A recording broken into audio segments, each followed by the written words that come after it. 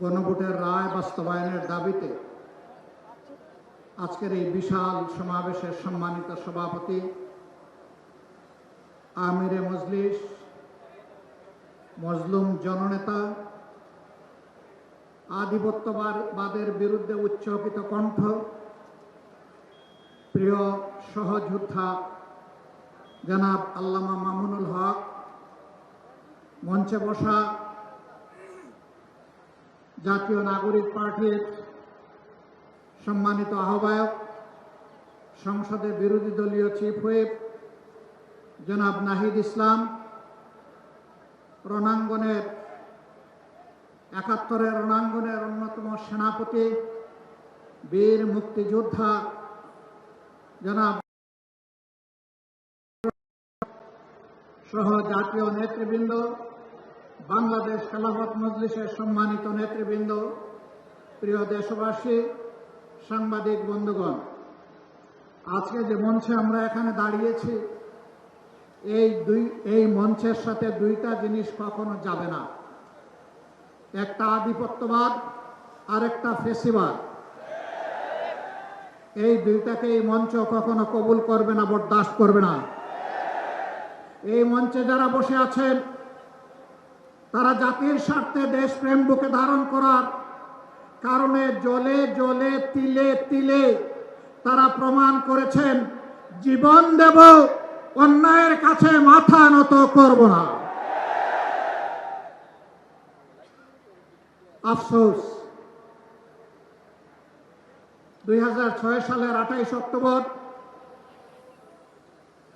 যে খুনের রাজনীতি দিয়ে হাত রাঙিয়ে মানুষের রক্ত দিয়ে হাসিনার রাজনীতির নতুন উত্থান হয়েছিল, তাদের হাতে একসময় যারা সকলেই মজলুম ছিলাম, রাজপথে আন্দোলন করেছি, সংগ্রাম করেছি, তাদেরই একটা অংশ আজকে সরকারে যাওয়ার পরে অতীতের সব কিছু ভুলে গিয়েছে। কেন আজকে এই দাবি বাস্তবায়নের জন্য আমাদেরকে সোহরাওয়ার্দী উদ্যানে আসতে হলো? তারা জাতির সাথে বিশ্বাসঘাতকতা করেছেন, এই কারণেই আসতে হলো। তারা স্বীকার করতে বাধ্য হয়েছেন জুলাই সনদ বাস্তবায়নের কার্যকরী আইনি পদ্ধতি হিসাবে গণভোটের কোনো বিকল্প নেই। এই জন্য সেই গণভোটের প্রস্তাব তাদেরই একজন করেছিলেন। তাদের নেতা নির্বাচনী প্রচার অভিযানে শহীদ আবু সাঈদের স্মৃতিবিজড়িত রংপুরে গিয়ে বলেছিলেন, প্রিয় দেশবাসী, ভোট দিবেন দুটা, একটা দিবেন আমাদের মার্কায়, আরেকটা দিবেন গণভোটে। আপনারা সকলে গণভোটে হা বলবেন। এখন তারা বলছেন গণভোট অবৈধ। পার্লামেন্টে আমরা জিজ্ঞাসা করলাম, এটা কি নির্বাচনের পরে অবৈধ হলো না আগেই অবৈধ ছিল? তারা কোনো সময় বলেন আমরা 4টার মধ্যে 3.5টা মানি, কোনো সময় বলেন যে পুরাটাই অবৈধ। আমরা বলেছি পার্লামেন্টে, আপনারা দেখেছেন, একই আদেশে 2টা ভোট, গোস্ত হালাল কিন্তু শুরুয়া জুল হারাম। এ সুবিধাবাদী মানসিকতা। আমাদের সম্মানিত সহকর্মী এবি পার্টির চেয়ারম্যান বলেছেন, 71 সালে জনগণের রায়কে অমান্য করার কারণে একটি যুদ্ধ অনিবার্য হয়ে উঠেছিল। যারা রায় অস্বীকার করেছিলেন তাদের পরিণতি ভালো হয়নি। এবারও যারা রায় অস্বীকার করছেন তারা নিজেদেরকে মুক্তিযুদ্ধের অবিসংবাদিত অংশ মনে করেন। আমরা বলি সেই মুক্তিযুদ্ধকেই সম্মান করে আবার রায়টা মেনে নেন। এই রায় মেনে নিলে আমরা এই স্টেজে দাঁড়িয়ে এই দাবিতে আর বক্তব্য দেব না।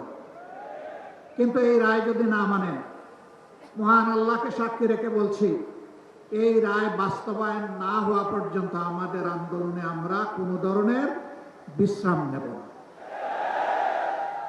আন্দোলন চলবে সংসদে, আন্দোলন চলবে রাজপথে। নাহিদ ইসলাম বলেছেন, নোভা এলইডি টিভি, ঝকঝকে ছবি, নিখুঁত শব্দ, 5 বছরের ওয়ারেন্টি। নোভা মানি সঠিক মান, নিশ্চিত সেবা। রাজপথ আর সংসদ প্রয়োজনে একাকার হয়ে যাবে। রাজপথ আর সংসদ একাকার যেদিন হয়ে যাবে সেদিন বালুর পাত দিয়ে নদীর জোয়ার, সমুদ্রের জোয়ার থামাতে পারবে না। ফ্যাসিবাদীরা বিভিন্ন ন্যারেটিভ তৈরি করে, বয়ান তৈরি করে জাতিকে বিভক্ত করেছিল। আর আপনারা নির্বাচনের আগে বলেছিলেন আমরা নির্বাচিত হলে, সরকার গঠন করলে সবাইকে নিয়ে আমরা সরকার গঠন করে দেশ চালাবো। এখন আপনারা কি করছেন? এক দলকে পাঠিয়ে দিচ্ছেন পাকিস্তানে, আরেক দলকে পাঠিয়ে দিচ্ছেন পেশোয়ারে, আরেক দলকে পাঠিয়ে দিচ্ছেন আরো কোনো দেশে, আর নিজেরাই দেশের জমিদারি দখল নিতে চাচ্ছেন। মনে রাখবেন, জুলাইয়ের দুইটা স্লোগান ছিল বড় শক্তিশালী। একটা ছিল উই ওয়ান্ট জাস্টিস, আরেকটা ছিল দেশটা কারো বাপের নয়। এদেশ বাংলাদেশের জনগণের। আধিপত্যবাদের দূষরদেরকে তাড়া দেখি শত শত আলিম উলামা বুকের তাজা রক্ত এবং জীবন দিয়ে এই দেশবাসীকে জীবন এনে দিয়েছে। আমরা সেই আলিম উলামার সাথে বিশ্বাসঘাতকতা করব না। আমাদের যে যুব সমাজ, যে শ্রমিক সমাজ, যে কৃষক সমাজ, আপামর জনগণ, এমনকি 4 বছরের শিশু জীবন দিয়ে আমাদেরকে ঋণী করে গিয়েছে, আমরা তাদেরকে কথা দিচ্ছি আমরা তোমাদের সাথে বেঈমানি করব না। আমরা অবিচল সামনে এগিয়ে যাব ইনশাআল্লাহ। আমরা গভীরভাবে আস্থাশীল, ইনশাআল্লাহ আমাদের নয় জনগণের বিজয় হবে ইনশাআল্লাহ। যেই 70 ভাগ জনগণ ফ্যাসিবাদের বিরুদ্ধে দৃঢ় অবস্থান নিয়েছে গণভোটে হ্যাঁ বলে, সেই জনগণের বিজয় হবে। নতুন করে কেউ ফ্যাসিবাদ কায়েম করতে গেলে তাদেরকে অনুরোধ করব, নিকট অতীতের যাদেরকে এখন বুকে টেনে নিয়ে আপনারা এই নির্বাচন বৈতরণী পার হয়েছেন, যাদের হাতে পায়ে ধরে ইঞ্জিনিয়ারিং করে ক্ষমতায় এসেছেন, তাদের পরিণতি থেকে শিক্ষা গ্রহণ করুন। সম্মানিত ভাই ও বন্ধুগণ, তারা সংসদে দাঁড়াইলেই বলেন একটা সুষ্ঠু নির্বাচনের মধ্য দিয়ে গঠিত সরকার।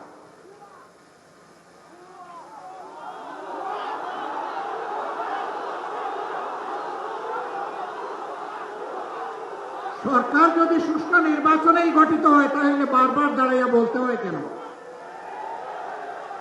মেকিয়াভেলির একটা কথা আছে, তুমি যদি কোনো মিথ্যাকে এস্টাবলিশ করতে পারো তাহলে একবার বললে হবে না, শতবার বলতে পারো। হ্যাঁ, ইতিমধ্যে রাজসাক্ষী 2 জন পাওয়া গেছে। একজন সাবেক সরকার, এই ইন্টারিম গভর্নমেন্টের একজন উপদেষ্টা, তিনি বলেছেন আমরা ওদেরকে মেইন স্ট্রিম হতে দেইনি। ওরা পাওয়ার কথা ছিল 168, নামিয়ে এনেছে 68-তে। তাইলে তিনি স্বীকার করে নিয়েছেন যে একটা নিরপেক্ষ সরকারের অংশ হয়ে তিনি দেশবাসীর সাথে বিশ্বাসঘাতকতা করেছেন। তিনি বলেন নাই যে আমি নামিয়ে এনেছি, বলেছেন আমরা নামিয়ে এনেছি বহু বছর। তাইলে বাকি বচনগুলা কারা? এদের চেহারাও জাতির সামনে আপনি একটু বলে দেন, একা দায় নিবেন কেন? আরেকজন সংসদের ভিতরে স্থানীয় সরকার প্রতিমন্ত্রী বলেছেন যুবকরা, ছাত্ররা আন্দোলন করে ফ্যাসিবাদের পতন ঘটিয়েছে, আমরাও ছিলাম। তবে ডক্টর মোহাম্মদ ইউনূস ক্যাপ্টেনের হাতে লন্ডনে গিয়ে পতাকা দিয়ে এসেছেন, ক্যাপ্টেনের হাতে নাকি ট্রফি দিয়ে এসেছেন। ট্রফি যদি আগেই ক্যাপ্টেনের হাতে চলে যায় তাহলে এটা ছিল নির্বাচন নামের তামসা।